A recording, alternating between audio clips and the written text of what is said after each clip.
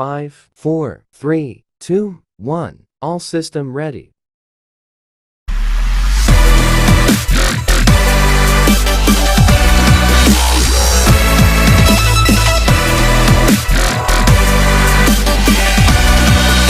Kenalkan, nama saya Jihan Devina Rani dengan NIM A12 2020 06349. Perkenalkan, nama saya Anggi Mesita dengan NIM A12 2020 06353. Perkenalkan, nama saya Zahra Hazalufia dengan NIM A12 2020 06356. Bab pertama, pendahuluan. Latar belakang. Perkembangan teknologi pada zaman sekarang ini sudahlah berkembang dengan sangat pesat. Tak dihiraukan lagi banyak sekali ide-ide kreatif dan inovatif yang muncul dari kaum milenial yang sudah mengadopsi teknologi. Sehingga teknologi ini membuat seluruh bidang usaha dan serta aktivitas mulai dari kehidupan sehari-hari terasa jauh lebih mudah, lebih efektif, dan lebih efisien. Dan juga setelah adanya pandemi COVID-19 yang terjadi di Indonesia sekarang ini, tentunya hal tersebut tidak menutup kemungkinan agar kaum milenial untuk mengembangkan ide-ide kreatif bisnis tersebut. Saya dan kelompok saya memunculkan sebuah ide bisnis yang memiliki peluang yang sangat besar di era teknologi ini, yaitu dengan judul Bread Home Anjira. Bread Home Anjira berasal dari penggalan nama Jihan, Anggit, dan Zahra. Ide usaha Bread Home ini bergerak di bidang jasa pelayanan yang menghubungkan antara vendor dengan calon konsumen. Bread Home ini berkonsep e-bisnis yang sengaja kami rancang untuk memudahkan calon pengantin di luar sana yang tidak memiliki banyak waktu untuk mengurus serta mewujudkan konsep pernikahan apa yang ingin mereka wujudkan di hari bahagianya. Cukup dengan mengakses satu web saja atau satu aplikasi saja, calon konsumen sudah menemukan berbagai inspirasi konsep pernikahan serta vendor-vendor impian mereka. Kami dari Bread Home Anjira telah bekerja sama lebih dari 30.000 freelance di luar sana yang bergerak di bidang pernikahan ini untuk ikut serta ke dalam Bread Home. Para freelance tersebut dapat menawarkan hasil karya yang terbaik mereka serta memberikan paket-paket produk pilihan yang bisa dipilih oleh calon konsumen, sehingga calon konsumen pun diuntungkan agar bisa memilih vendor sesuai dengan budget yang mereka miliki. Visi dari ide bisnis Bread Home Anjira ini yaitu penyedia situs web persiapan pernikahan yang terpercaya, aman, mudah, dan terlengkap di era modern, serta memberikan pengalaman yang tak terlupakan bagi calon konsumen. Sedangkan misi dari ide bisnis Bread Home Anjira ini yaitu untuk mewujudkan konsep pernikahan idaman para calon konsumen, serta untuk menghubungkan antara vendor dengan calon konsumen. Dari ide bisnis Bread Home Anjira ini yaitu penyedia situs web persiapan pernikahan yang terpercaya, aman, mudah, dan terlengkap di era modern, serta memberikan pengalaman yang tak terlupakan bagi calon konsumen. Sedangkan misi dari ide bisnis Bread Home Anjira ini yaitu untuk mewujudkan konsep pernikahan idaman para calon konsumen, serta untuk menghubungkan antara vendor dengan calon konsumen. Adapun tujuan dari ide bisnis Bread Home Anjira ini yaitu pertama, memunculkan peluang yang sangat besar dan bekerja sama dengan seluruh vendor-vendor freelance yang ada di Indonesia yang bergerak dalam bidang pernikahan. Yang kedua, dengan adanya sistem yang terintegrasi dengan seluruh pelayanan serta fitur-fitur yang kami berikan. Yang ketiga, yaitu calon konsumen dapat menyesuaikan budget yang mereka miliki.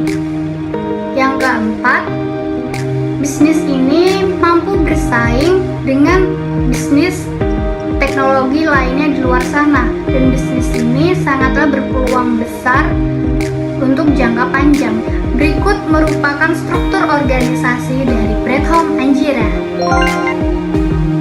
Di sini saya akan menjelaskan analisis pasar. Yang pertama, peluang pasar. Usaha ini memiliki peluang yang sangat besar di pasaran, mengingat semakin banyaknya usaha kecil, freelance, baru maupun lama yang masih berkaitan dengan pernikahan, sehingga dapat menimbulkan peluang pasar semakin luas dan beragam channelnya.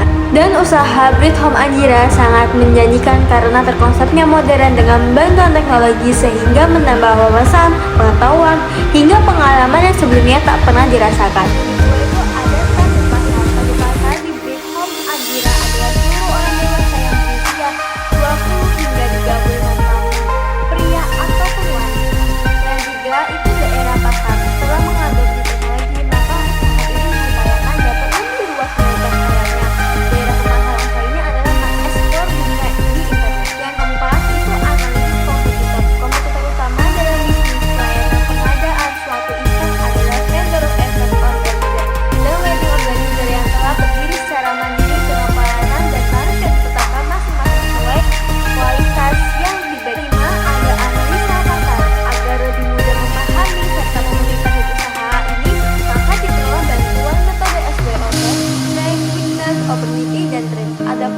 Pasar dengan metode SWOT sebagai berikut. Oke, nanti aku ngasih gambar di sini ya, metode SWOT-nya ya. Yang keenam itu rencana pemasaran. Rencana pemasaran yang akan dilakukan secara bertahap. Pertama, pengenalan terhadap vendor SWOT. Yang kedua, VO. Yang ketiga, catering. Yang keempat, digital invitation untuk mempromosikan layanan yang mereka berikan. Sertai portofolio atau dokumentasi untuk media pertimbangan pemilihan layanan oleh customer untuk menjalankan strategi pemasaran yang baik di buka media sebagai bentuk penjualan media promosi untuk masyarakat. Ada pula yang tidak promosi hafalan yang media terus yang kedua website, yang ketiga brosur, yang keempat workshop, yang kelima itu ketujuh analisa keuangan. Suatu usaha memerlukan perencanaan keuangan agar dapat berjalan dengan baik dan jelas sehingga dapat dipertanggungjawabkan. Inilah hasil dari analisis ekonomi bisnis usaha di tahun 2020. Ada kebutuhan dana awal dengan total Rp22.550.000. Yang kedua, prediksi pendapatan ini dengan total Rp40 juta. Yang ketiga, prediksi pengeluaran dengan total Rp31 juta. Yang keempat, prediksi laba rugi dengan total Rp9 juta. Jadi total laba per bulan minimal adalah Rp9 juta. Sebenarnya adalah saya sangat menjadi keuntungan yang sangat besar bagi investor. Bab 3. Bisnis model. Bisnis model adalah langkah awal untuk menyusun strategi pada saat ide bisnis muncul dan mengatur hubungan antara pemilik, stakeholder, dan peranan penting lain yang ada di dalam. BMC atau yang dikenal dengan Business Model Canvas merupakan sebuah lembar kerja sebagai pedoman pemilik bisnis agar berjalan bisnisnya jauh lebih baik untuk kedepannya. BMC dimanfaatkan oleh hampir seluruh perusahaan dalam merancang proses bisnis dan memberikan validasi terhadap beberapa aspek yang ada di dalam BMC. BMC terdapat 9 elemen atau kunci yang penting. Yang pertama, key partner. Yang kedua, key activity. Yang ketiga, value proposition. Yang keempat, customer relationship. Yang kelima, customer segment. Yang keenam, channel. Yang ketujuh, key research. Yang kedelapan, cost structure. Dan yang terakhir yang ke-9 yaitu revenue stream. Berikut merupakan gambaran rancangan yaitu revenue stream. Berikut merupakan gambaran rancangan BMC atau Business Model Canvas untuk ide bisnis Bread Home Anjira. Selain menggunakan metode BMC yang dijelaskan pada video sebelumnya, akan lebih dimengerti jika diberikan narasi alur proses bisnis usaha ini. Usaha ini bergerak di bidang jasa pelayanan, yaitu memfokuskan diri untuk memberikan atau menjual menjual pelayanan yang terbaik untuk calon customer atau calon konsumen yang menggunakan jasa Bread Home Anjira untuk merealisasikan ide konsep yang diidamkan oleh calon konsumen. Terdapat 4 penawaran pelayanan yang dapat dipilih. Yang pertama, fasilitas WO atau IO dengan undangan digital maupun konvensional. Yang kedua, penawaran antara WO atau EO dengan konsumsi. Yang ketiga, penawaran antara undangan digital atau konvensional dengan konsumsi. Yang keempat, mencakup seluruh fasilitas yang kami berikan, yaitu ada IO atau IO, ada undangan digital maupun konvensional, ada konsumsi. Selain di luar itu juga, kami mempersilahkan untuk para freelance yang di luar sana yang bergerak dalam bidang wedding untuk ikut serta mewujudkan dan membangun usaha ini bersama, sehingga akan menciptakan sebuah untuk ikut serta mewujudkan dan membangun usaha ini bersama, sehingga akan menciptakan sebuah peluang yang sangat besar bagi seluruh aspek yang berperan dari dalam usaha ini. Berikut merupakan gambaran hasil narasi dari alur proses bisnis ini. Berikut merupakan arsitektur e-bisnis. Di dalam arsitektur e-bisnis terdapat analisa sistem yang sedang berjalan. Analisa ini kami lakukan kepada pimpinan Anjira tentang apa saja yang dilakukan oleh pegawai, bagaimana proses pengelolaan laporan, pemesanan paket, sampai paket wedding selesai. Adapun proses bisnis dalam pemesanan paket Bread Home Anjira. Yang pertama, pelanggan dapat membuka terlebih dahulu website yang telah disediakan. Yang kedua, pelanggan dapat memilih paket wedding serta dapat melihat detail paket tersebut. Yang ketiga, jika pelanggan sudah memilih paket tersebut, maka pelanggan dapat menghubungi pihak admin untuk ditindaklanjuti pesanannya. Yang keempat, pihak admin akan menerima pesanan pelanggan dan menginformasikan pesanan tersebut telah diterima. Kemudian, pihak admin tidak lupa juga akan memberikan nota pembayaran, yang dimana pelanggan kemudian akan membayar paket wedding tersebut.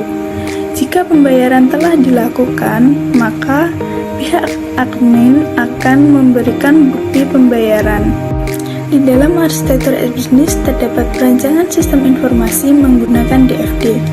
DFD sendiri merupakan aliran sistem informasi dan transformasi yang diaplikasikan pada saat data bergerak awal di input menjadi ke output.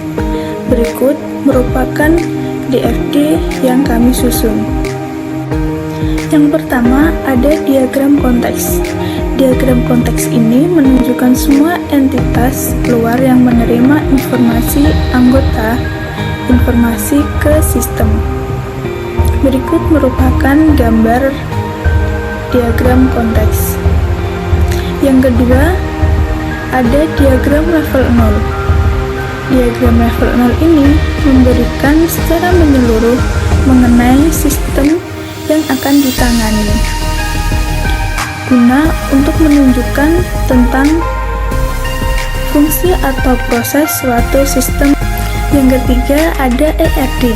ERD sendiri merupakan gambaran relasi antar entitas atau himpunan suatu informasi yang memiliki kemungkinan terhubung antar entitas satu dengan entitas lainnya. Berikut merupakan gambar dari ERD sendiri. Di dalam ERD ini terdapat 8 bagian yang terdiri dari customer, order, order time, order detail, hubungi, bukti pembayaran, kategori, dan admin. Selanjutnya, yang keempat ada perancangan basis data. Perancangan basis data ini merupakan penjabaran dari ERD sendiri. Di dalam perancangan basis data terdapat file, tipe, size, dan keterangan, di mana setiap file memiliki tipe yang berbeda dan ukuran yang berbeda. Berikut merupakan gambaran dari rancangan base data. Yang terakhir ada relasi antar tabel, di mana setiap baris data pada tabel pertama akan dihubungkan hanya ke satu baris data pada tabel kedua. Contohnya, relasi antar tabel order dan tabel bukti bayar. Satu baris tabel order hanya terhubung dengan satu tabel bukti bayar, begitu juga sebaliknya. Nah, berikut merupakan gambar dari relasi antar tabel. Pada bab 5 ini, saya akan menjelaskan desain interface. Apa sih desain interface itu? Desain interface itu adalah suatu proses yang digunakan desainer untuk membuat tampilan dalam perangkat lunak atau perangkat terkomputerisasi dengan suatu fokus pada tampilan ataupun gaya. Apa saja sih manfaat desain interface? Yang pertama, menggunakan dalam proses interaksi dengan pengguna user. Yang kedua, dapat meningkatkan branding sebuah perusahaan. Yang ketiga, dapat meningkatkan keuntungan dalam bisnis yang dijalankan. Dalam bagian ini bakal dibahas implementasi dari perancangan yang telah dibuat dan dijelaskan pada bagian-bagian ini.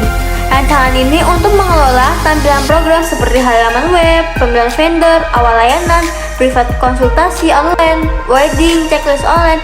Yang pertama ada tampilan halaman web utama. Tampilan menu utama adalah rancangan tampilan pertama menu program sistem informasi wedding organizer pada Anjira. Rancangan pada menu utama dapat untuk ditampilkan seperti login, pemesanan, galeri. Yang kedua, tampilan pemilihan vendor. Tampilan pemilihan vendor ini sangat penting bagi klien karena membutuhkan waktu yang lama untuk mendapatkan hasil yang maksimal supaya klien senang dengan jasa kami.